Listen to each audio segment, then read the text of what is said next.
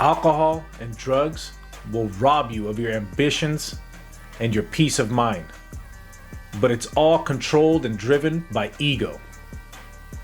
But let me guess, you don't have an ego. My name is TJ Desange and I'm the founder of Team Body Warrior. I've been coaching for over 15 years and have traveled all over the world, learning some great life lessons along the way. But it wasn't always like that. There's a reason why I haven't drank in over 8 years, because just like many of you, I come from a troubled past, which was manifested through violence, ego, and pride, which eventually led to addiction and depression. My goal is to help first-generation Punjabis who have been torn between two different cultures by shining light on these taboo subjects, by sharing with you my life stories, tools, and techniques so you could go from darkness to light.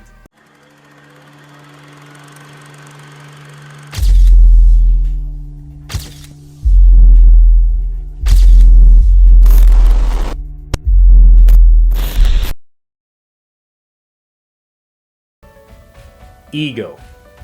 It's this little bastard friend that we have that wants to do right by us, but he always does us dirty. Now, I can give you millions of examples of when my ego got in the way. And it's one of those things that is hard to control, but it is possible. And that's one of the ways I overcame addiction. But I want to really dive deep into ego and what it is, especially if you have a problem with addiction. See, the thing is, I want you to understand that ego is this thing that we are all born with. We all have it. You're not an exception. I'm not an exception. And it's always going to be with us. And we have to accept it for what it is. But the good news is we do have the ability to control it. But you have to be able to recognize it. You have to know when your ego is coming out. With drugs or alcohol, the ego is doing all the talking. It's not that the alcohol itself is the problem. It's not that the drugs themselves are the problem. It's typically because your ego and the habits you have are out of balance. And ego is one of the main driving forces that is fueling your addiction. With ego, you have to become very self-aware. That's the only way you could control ego. You know, I'm going to tell you about a time when ego got me in a lot of trouble. And again, I could give you millions of examples of when I was using, when I was drinking, when ego got in the way. But this is just one of those times where it definitely got the best of me. You know, I remember being in a bar or a restaurant. You know, I had a few drinks in me. I'm getting my buzz on. I'm feeling good. I'm with a couple of other individuals. I won't mention any names.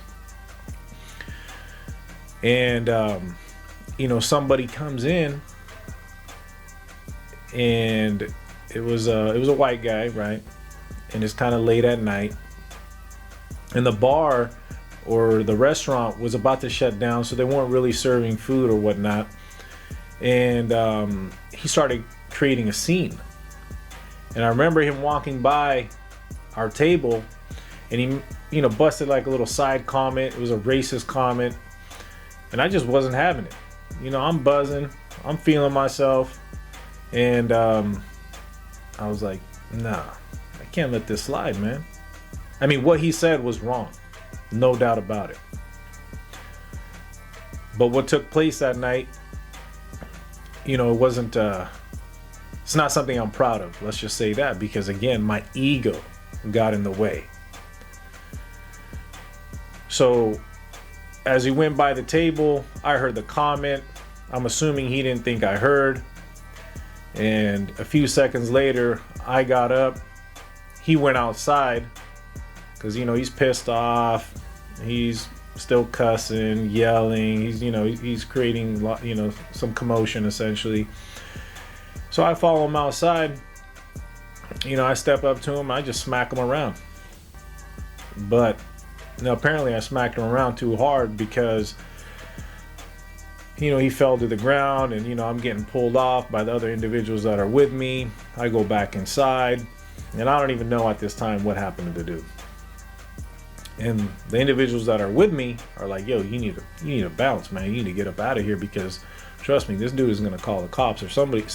People saw this go down. And and I remember thinking like, nah, man, I ain't tripping on no cops, man. What are they gonna say? This is self-defense, right? I've done this so many other times before. Again, other times when my ego got involved.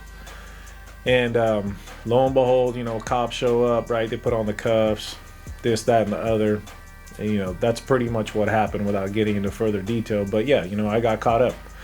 And no, it wasn't the wrong place, wrong time. It was just a wrong place, wrong time for my ego to arrive and say, yo, let's do this. But the point of the story is, ego is typically going to get you in trouble, I would say most of the time, almost 100% of the time, it's going to make you not have the ability to learn. It makes you just blind to everything. And that's what ego does. See, first you have to admit, I got a problem. And you have to learn to listen to your inner voice. The way I see it is, I always got like the devil on this side, right? The dark side, the evil. And on this side, I got the higher power, God, or the light on this side. And they're constantly battling each other all the time.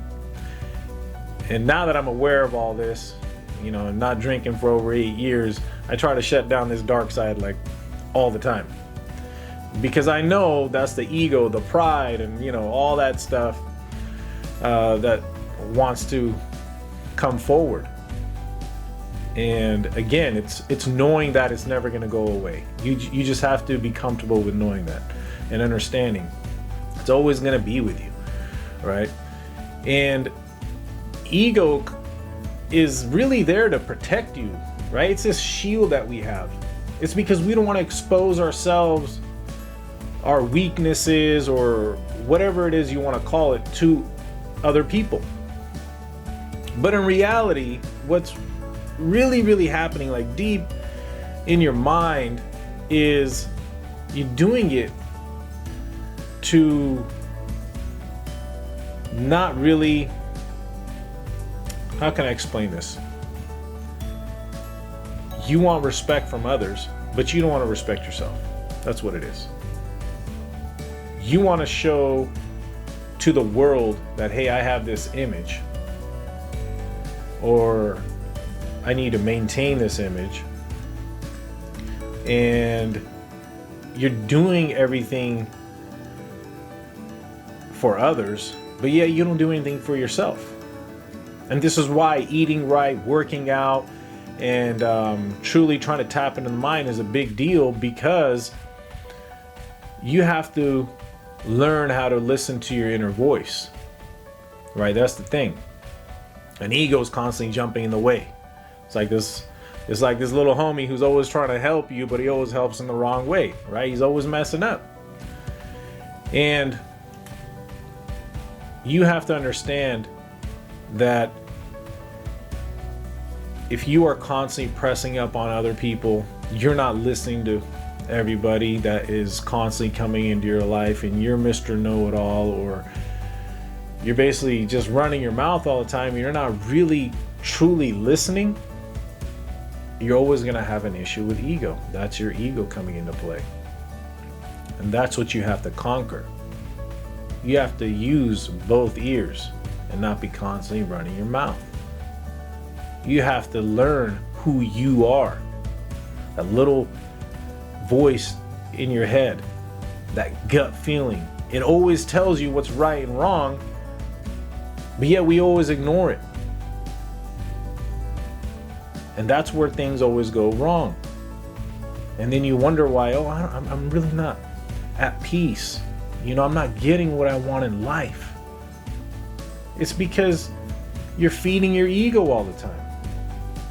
And that same ego is fueling and driving your addiction.